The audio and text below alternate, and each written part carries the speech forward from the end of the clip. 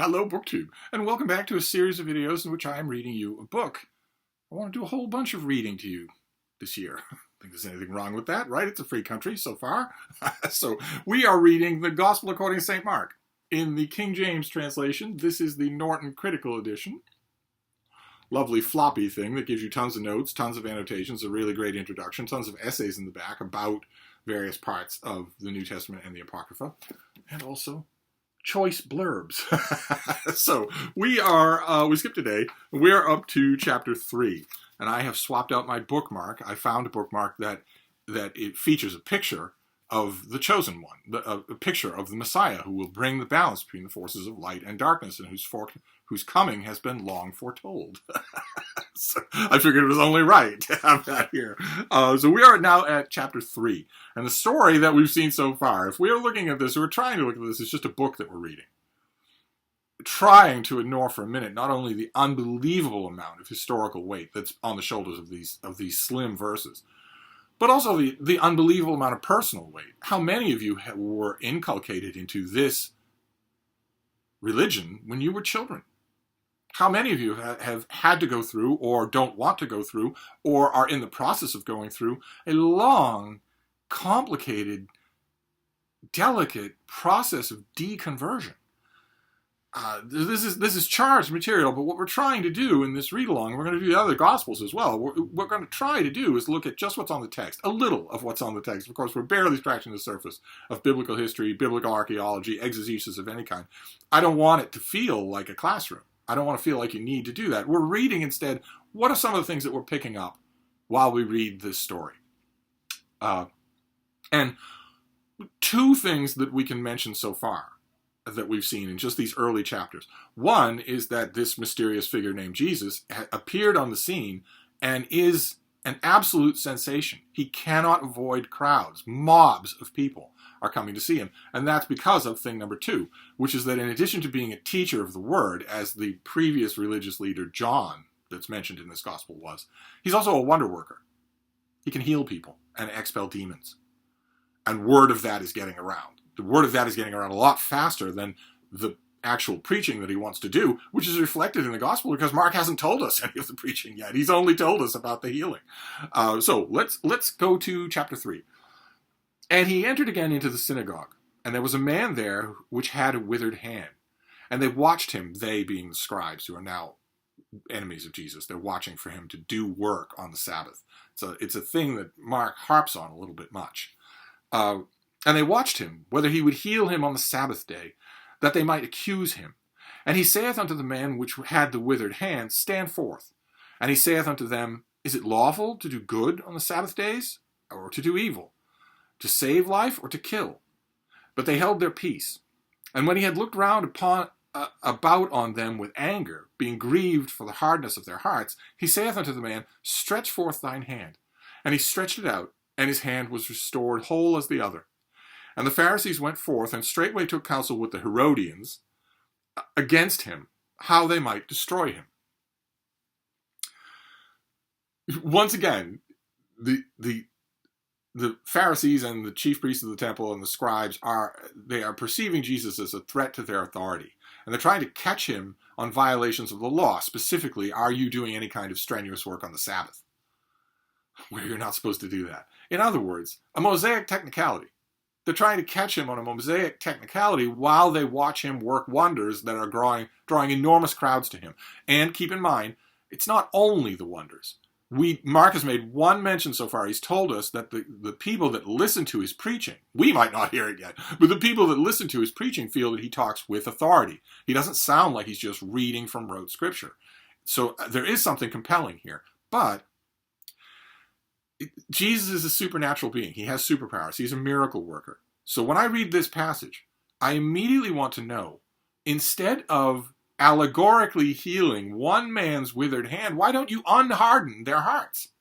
Why don't you go into their minds? He can read minds. He can hear what people think. Why not go into their minds and change them? Wouldn't that be better than this very human drama, this very Jacobean drama of now you've got this shadowy group of enemies that are plotting your destruction? Why? Why do that? Why not change their minds? Literally, not convince them, but literally go in and change their hearts. And I'm not saying make them into a robot that has no free will. I'm saying show them the truth, and then they can decide.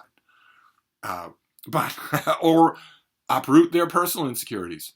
It's not God's job to be your psychoanalyst. Uproot their personal insecurities, whatever's getting in the way, and then show them the truth, and then the decision will be freely theirs. As opposed to this that starts to go on. They start to plot behind his back. But that is the driving drama of this gospel, so we really can't do without it. But Jesus withdrew himself with his disciples to the sea, and a great multitude from Galilee followed him, and from Judea, and from Jerusalem, and from Idumea, and from beyond Jordan. And they about Tyre and Sidon, a great multitude, when they had heard what great things he did, came unto him. And he spake to his disciples that a small ship should wait on him because of the multitude, lest they should throng him. For he had healed many, insomuch that they pressed upon him for to touch him, as many had the plagues. And unclean spirits, when they saw him, fell down before him, and cried, saying, Thou art the Son of God. And he straitly charged them that they should not make him known. He doesn't want to be known yet. He doesn't want, it's a little bit late for that. The cat is out of the bag. People know about him now. But he doesn't want people to know his identity. It's rather ironic that when he straightway charges a human leper not to tell anyone, the guy can't wait to spread the news around, starts a blog about it. But supernatural beings, other supernatural beings, when he tells demons, spirits, to keep their mouths shut, they do. And he goeth up into the mountain, and calleth unto him whom he would, and they come unto him. And he ordained 12, that they should be with him, and that he might send them forth to preach, and to have power to heal sicknesses, and to cast out devils. And Simon he surnamed Peter, and James the son of Zebedee, and John the brother of James, and he surnamed them Boanerges, which means the sons of thunder. And Andrew and Philip and Bartholomew and Matthew and Thomas and James the son of Alphaeus and Thaddeus and Simon the Canaanite and Judas Iscariot, which also betrayed him. And they went into an house, and the multitude cometh together again, so that they could not so much as eat bread. And when his friends heard of it, they went out to lay hold of him, for they said, He is beside himself. Bit of a mystery here. They're in house eating bread. Obviously, I think what you're supposed to read between the lines there is that they're in the house, they're mobbed, they don't even have room to eat bread. And Jesus must do something. He must move. He's in the house with them eating. And then he's not. Then suddenly they have to go out because he is beside himself, because he's gone nuts. But we don't learn anything more about it. There are many places in Mark that look stitched together and not very adroitly. So this, I think, would probably be one of them, and we don't know what the other narrative tradition is there, what the full story is here. Because then it shifts right back to Jesus versus the scribes. And the scribes which came down from Jerusalem said, He hath Beelzebub, and by the prince of the devils casteth he out devils. And he called them unto him, and said unto them in parables, How can Satan cast out Satan? And if a kingdom be divided against itself, that kingdom cannot stand. And if a house be divided against itself, that house cannot stand. And if Satan rise up against himself and be divided, he cannot stand, and hath an end. No man can enter into a strong man's house and spoil his goods, except he will first bind the strong man, and then he will spoil his house. Verily I say unto you, all sins shall be forgiven unto the sons of men, and blasphemies wherewith soever they shall blaspheme. But he that shall blaspheme against the Holy Ghost hath never forgiveness, but is in danger of eternal damnation, because they said, He hath an unclean spirit. There came then his brethren and his mother, and standing without, sent unto him, calling him. And the multitude sat about him, and they said unto him, Behold, thy mother and thy brethren without seek for thee. And he answered them, saying, Who is my brother, my mother, or my brethren?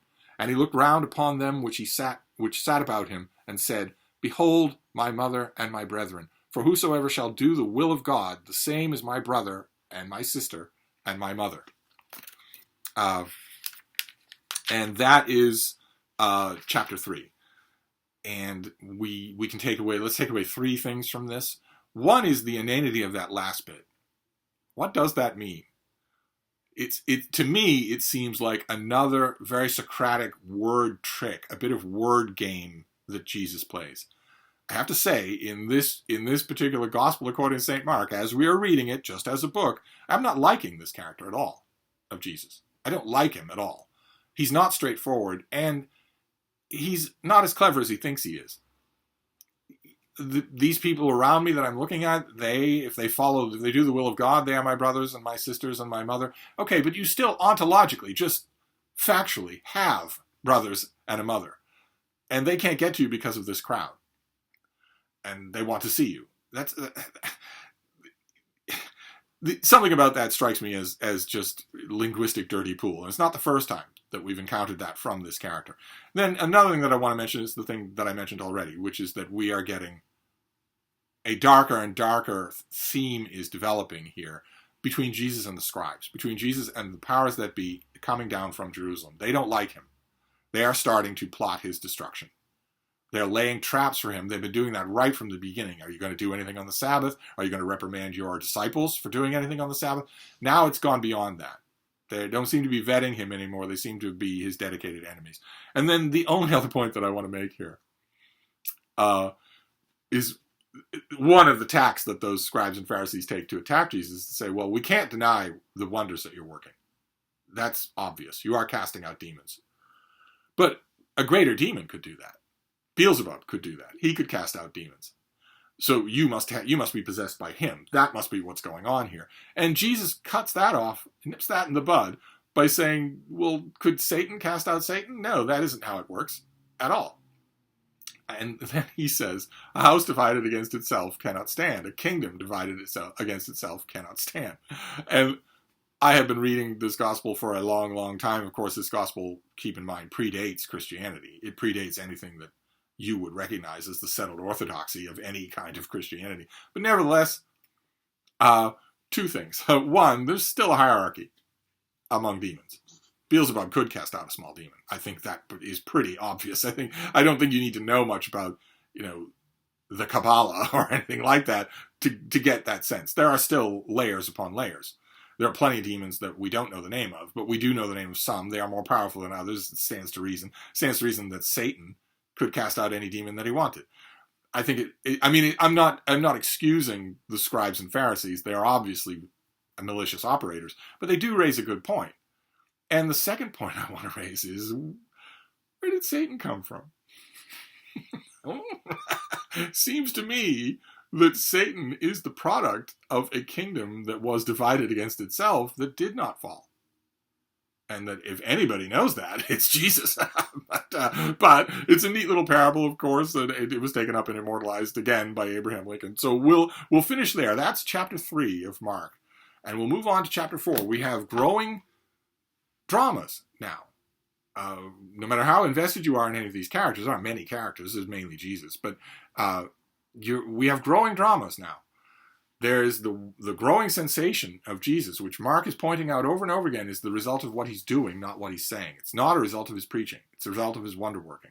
And we have now a growing tension. We are told explicitly that there are religious and social figures who now want to destroy Jesus.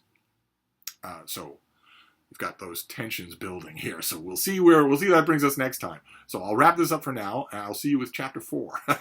Thank you, BookTube.